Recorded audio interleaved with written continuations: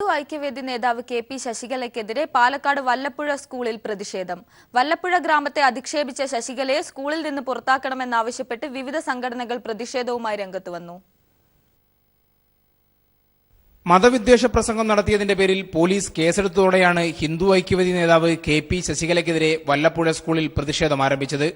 വല്ലപ്പുഴയെ പാകിസ്ഥാൻ എന്നാക്ഷേപിച്ചു എന്ന ആരോപണവും ഇവർക്കെതിരെ ഉയർന്നു.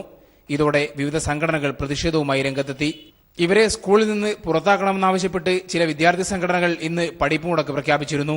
ഭൂരിഭാഗം കുട്ടികളും സ്കൂളിൽ എത്താതായതോടെ അധികൃതർ സ്കൂളിന് അവധി നൽകി. ജനകീയ പ്രതികരണ വേദിയുടെ പേരിൽ സ്കൂൾ പരിസരത്ത് ഇവർക്കെതിരെ നോട്ടീസുകളും വന്നു. പ്രതിഷേധം ശക്തമായതോടെ വല്ലപ്പുഴ പഞ്ചായത്ത് ഹാളിൽ സർവകക്ഷി യോഗം ചേർന്നു. വല്ലപ്പുഴയെ അധിക്ഷേപിക്കുന്ന പരാമർശം ഉണ്ടായിട്ടില്ലെന്ന് ശശികല വിശദീകരിച്ചു. CD മുഴുവനായി പരിശോധിച്ചാൽ ഇത് വ്യക്തമാകുമെന്നും അവർ അറിയിച്ചു. സ്കൂളിന്റെ പ്രവർത്തനം തടസ്സപ്പെടുത്തുന്ന രീതിയിൽ പ്രതിഷേധമുണ്ടാവില്ലെന്ന് സർവകക്ഷി യോഗത്തിൽ ധാരണയായി. നാളെ മുതൽ സ്കൂൾ സാധാരണ പോലെ പ്രവർത്തിക്കുമെന്ന് പ്രിൻസിപ്പൽ അറിയിച്ചു. വല്ലപ്പുഴയെ ഒന്ന് നന്നാക്കി സംസാരിക്കുക തന്നെയായിരുന്നു തന്റെ ഉദ്ദേശം എന്ന് പറഞ്ഞതോടുകൂടി ടീച്ചറുടെ ഉദ്ദേശശുദ്ധിയെ പരിഗണിച്ചുകൊണ്ട് സർവകക്ഷി യോഗം അംഗീകരിക്കാൻ നാളെ മുതൽ സ്കൂൾ സുഗമമായി മുന്നോട്ട് കൊണ്ടുപോകാൻ പോലീസ് ഉദ്യോഗസ്ഥരും പ്രദേശത്തെ മുഴുവൻ രാഷ്ട്രീയ പാർട്ടി പ്രതിനിധികളും സ്കൂൾ മാനേജറും യോഗത്തിൽ പങ്കെടുത്തു. News bureau, Palakkad.